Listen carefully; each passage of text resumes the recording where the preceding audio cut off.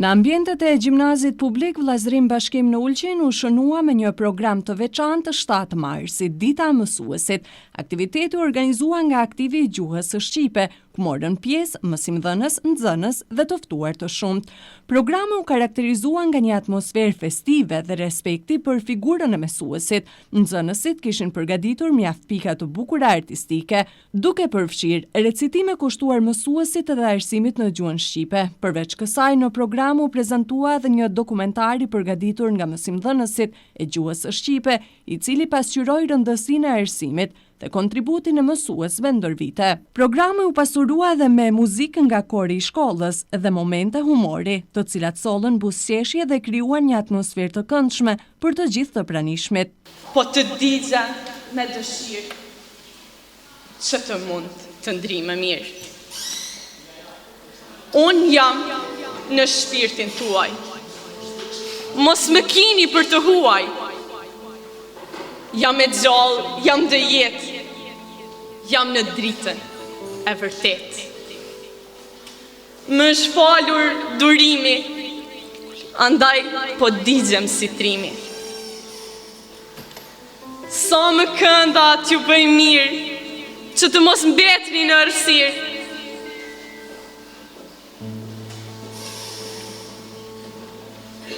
Që të mos mbetni në errësirë. Jakën, rreth meje e janë. Flisni, qeshni, hani dhe pini. Unë, në shpirtin tim, kam dashurin. Andaj, po digjem për njerëzin. Unë dua njerëzin, mirësin dhe urtësin. Ne bëni shok me mua, ne më doni si ju dua. Njëri tjetrin e doni të paur mos doni. Sot, në ambientet e shkollës sonë, Vllazërim Bashkim, jemi mbledhur për të shënuar me respekt dhe mirënjohje ditën e mësuesit. Një ditë që na kujton rolin e shenjtë dhe të pazavendësueshëm të mësuesit në formimin e brezave të rinj. Kjo fest lidhet me datën 7 mars, kur në vitin 1887 u hap shkolla e parë shqipe në Korçë, një ngjarje historike për arsimin dhe gjuhën tonë. Kjo është një festë e dijes për kushtimet dhe sakrificës, një moment falënderimi për ata që me durim, dashuri dhe profesionalizëm udhëheqën hapat tonë drejt së ardhmes. Prania juaj e sotme si të ftuar nderi e bën këtë ditë edhe më të veçantë për ne, i jep asaj dimensionin që meriton. Programi ynë do të jetë modest, por i përgatitur me shumë përkushtim. Do të kemi kënaqësinë të shijojmë recitime poezish, monolog, aktrim humoristik, si të përzgjedhur nga aktivi i gjuhës shqipe, ndërsa pikat muzikore të përgatitura nga profesori i muzikës. Le të festojmë së bashku këtë ditë me zemër plot mirënjohje dhe respekt për misionin fisnik të mësuesit. Unë jam gruaja. Jo ajo që me përkufizuat ju, por ajo që u përkufizova vetë. Që e vogël më mësuan kufej për para se më mësonin horizontin. Më mësuan si të ulesha, si të flisja, si të heshtja. Më thanë, graja lind për të dëruar. Dhe për një kohë të gjatë, mendova se durimi ishte fati. Por pastaj kuptova, nuk lindesh grua, bëhesh. Bëhesh në çdo jo që të thonë. Bëhesh në çdo ëndër që të quajnë të tepërt. Bëhesh kur zëri yt dridhet për t'i vendosur të mos heshtësh më. Unë kërkova një dhomë timen, një hapësirë ku mendimi im nuk është mysafir, po zot shtëpie, ku mund të shkruaj pa kërkuar falje që ekzistoj. sepse për shekuj me radhë isha personazh në historitë të tjerëve. Isha ajo që dashuronte deri në shkatrim. Isha ajo që udhëzonte të tjerët drejt dritës, por vetë mbetej në hije. Isha ajo që frymëzonte, por nuk fliste.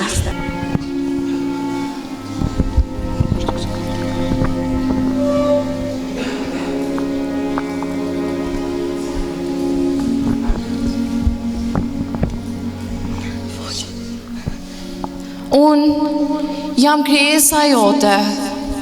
Kam nevojë të jem gjithçka për ty, por jam më tepër një angjëll i rënd, të cilit jam mohuar gëzimin pas një faj. Më bëre më të fortë se njerëzit të tjerë, por më le vetëm. Zemra ime ishte hapur dashuri dhe mirësi, por kur parsë më urenin, unë busha me hidhrim. Mos haro, se unë jam vepra jote. Duhet të lidhem me ty, me një ny që vetëm vdekja mund ta zgjidh. Unë kërkova dashuri dhe mora urrejtje. A nuk jam unë i mirë dhe i praktisur? Bëj madrisin që më takon, ose më mëso të jemi lik. Unë linda në errësirë. Nuk kërkova të ekzistoj, por u gjenda në këtë botë pa e kuptuar pse. Sytë e mi pan dritën dhe u trembën prej saj. Njerëzit më pan dhe u trembën prej meje. Mësova si të flas duke dëgjuar të tjerët. Mësova të ndjej duke parë dashurinë e tyre. Mësova se çfarë është lumturia, por nuk e përjetova kurrë. Çfarë faj kam unë që jam ashtu siç jam? A jam u përbindësh apo më bë të tillë? Kërkova vetëm një gjë: të më pranonin, të më shihnin si njeri, jo si hijen time. Shkolla moderne. Sa bukur t'i gëllon kjo fjalë. Moderne, me tabela digital, me projektor e me telefona. Por, është me të vërtet moderne, vetëm sepse ka teknologji. Ditët e sotme, një informacion mund të shfaqet diku në cep të globit dhe për sekonda mund të arrijë deri tek ne. Inovacion, do thuash ti. Do flasësh me superlativa për këtë sistem. Kurse shkolla, do të nxënë thjesht në qendër. Edhe kjo deri diku është e drejtë. Ai duhet të flasë, duhet të argumentojë, duhet të krijojë. Por sa e dëgjojmë ne me të vërtetë zërin e tij. Dikur, mësuesi ishte autoritet absolut. Kurse sot, ai duhet të bëhet bashkëpunëtor.